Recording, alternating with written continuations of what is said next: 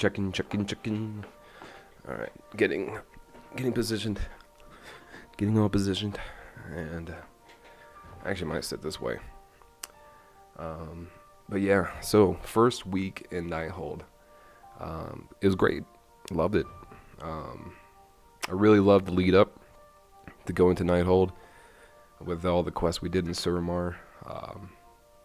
It's really cool combining the forces there, and you had a lot of snickering with the elves and everything. I really liked the troll references with the night elves. That was pretty cool. But yeah, we've been infiltrating the place for months to finally invade it, and to finally get in there. And you really think you know the place after doing all the world quest and everything for a while, but it's a lot bigger, and you find out a lot more than you think is there. There's a lot of nook and crannies. The architecture is just beautiful.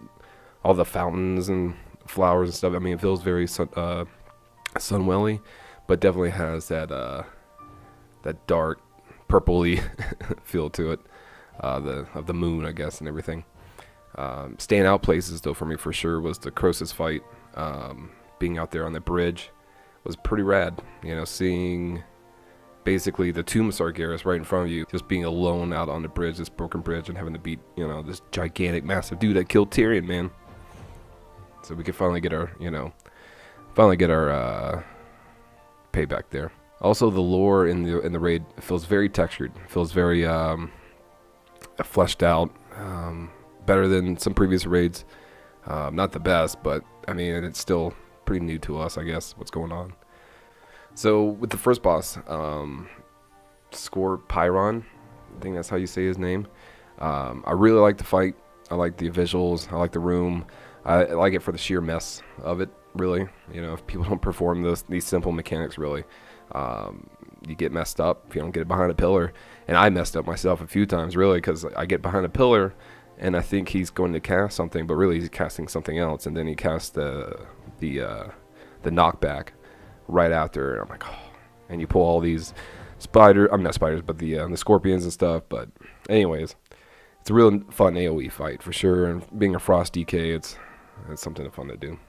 So chronomatic anomaly, I thought it was going to be a lot harder. I remember watching videos for it and everything, and it just seemed like there was so much going on. But when you really learn with some of these fights too, that it seems like a lot's going on, but for each individual role, not so much, maybe 2 or 3 things. Yeah, I thought it was going to be a lot harder.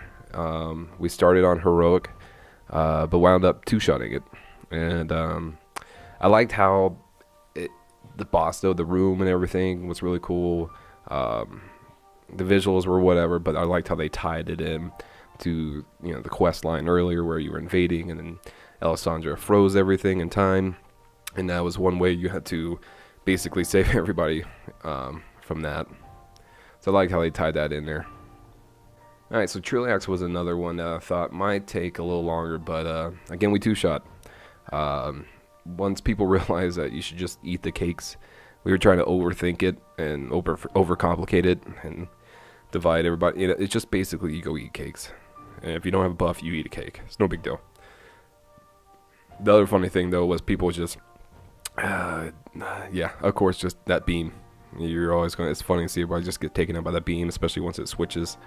But once people learned that it switched, it wasn't a big deal. And I really like the manic nature of the fight, the switching back and forth of mechanics, and the room itself was pretty cool. It's just kind of like he was left there in some sort of dungeon situation. And so Spellblade was one of those that I thought actually might be a little bit easier, but turned out to be a little bit harder. It took us some more attempts. And it's just all grouping, and it's a big difference in being on normal, because they don't stand in one place in normal. They actually move to you. It's kind of crazy.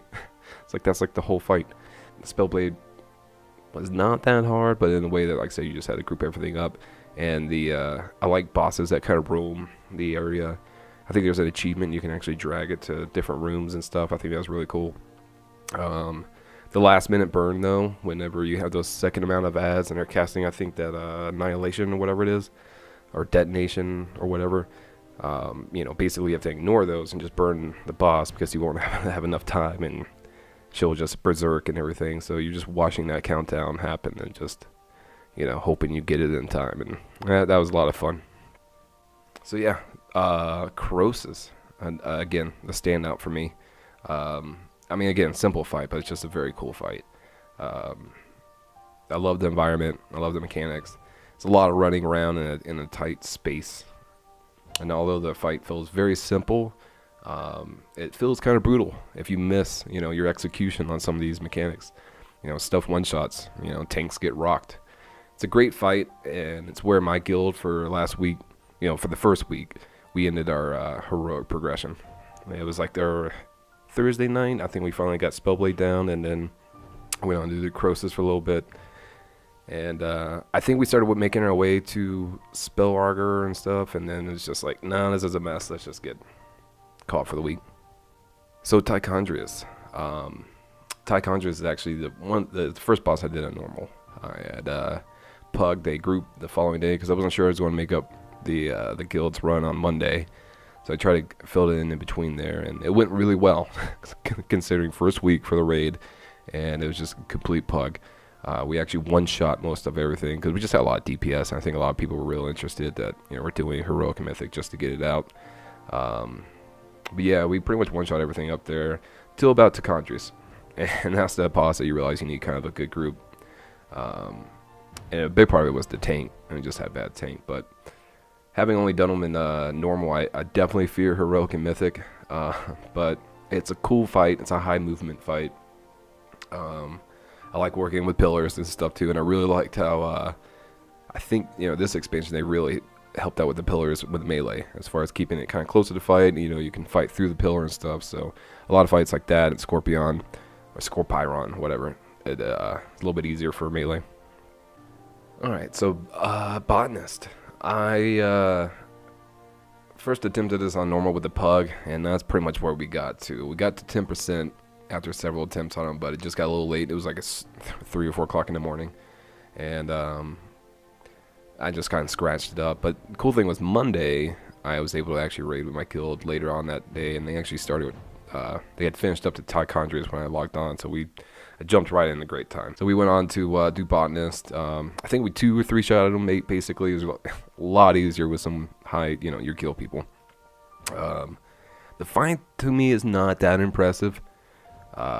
It seems like on heroic it'd definitely be a little bit cool, or mythic even now that reading these new things coming out for it. But for normal, there's not a lot of whole going on, and I like the area that you fight in, and I like some of the mechanics that happen in higher difficulties. But so far, my experience with this fight is okay. I like though that it allowed me to cleave the meters. Any fight that allows me just to bump up there because there's multiple targets all the time, I'll take it. So the Stargar was pretty rad. This is one definitely not so much the boss mechanics that really stood out, but definitely just the entire encounter. It's a spectacle of a fight. You start in this little cramped room, and then you're just like kind of feeling a little claustrophobic, and then everything opens up, and you're out in the cosmos, and you get to see some of the old god threat to come, so that's pretty good that they threw that for the lore. And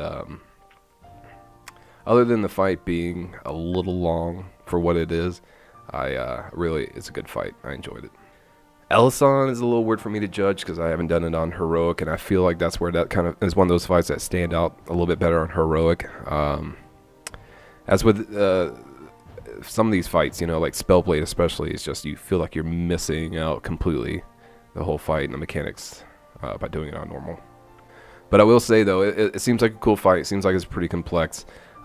Later on in higher difficulties, I like the speed buff zones to work with. That's kind of a lot of fun. But honestly, it felt like just a little bit more complex chrono fight, not like a whole much.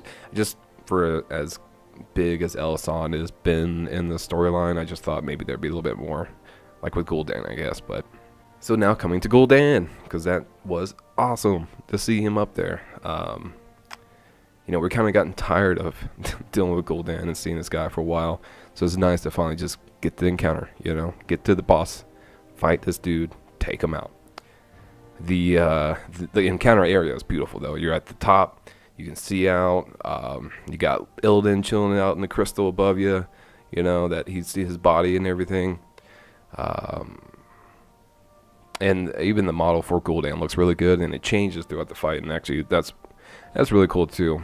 We only got like maybe 5 attempts or so into this fight because it was really late into the raid. We actually didn't think we'd get to Gul'dan, but we're like, fuck it, let's try to get. And we actually did pretty decent. I think we got like 36% at our best. Again, on normal. But it was nice to see the fight. I can't wait to see this one day soon. I mean, we're a mythic raiding guild, so we'll get into mythic soon enough, but it's going to take a while, I'm sure, to get Gul'dan down and see that mythic phase. Apparently they have a special phase just for the higher difficulty with Gul'dan, but it was a pretty rad fight. It felt like an in-game boss. He says, his quote, "Let the end game begin." So I can't wait to finish him off. Can't wait to see him in heroic. And then, like I said, that mythic special. So overall, I love the place. I love the tier that's associated. I love my tier for Death Knights that's associated with this raid. I love the boss encounters. I feel like there's a lot of change ups and a lot of, like, instead of rehashing actual old bosses, they're just mix matching a lot of mechanics from bosses, therefore kind of making it feel like there's a lot of variety in this place. But yeah, overall, like I said, with the whole lead up of us fighting to get here, I mean, since the beginning of the expansion, really, to continue this story. I mean, I guess continue the story even from Warlords of Draenor. It's been really satisfying. I feel like the pacing and everything for the time to put it out was really good. I feel like we're finally just getting our footstep into Legion, and it's been out for a good bit, you know. So kudos to Blizzard for the Nighthold.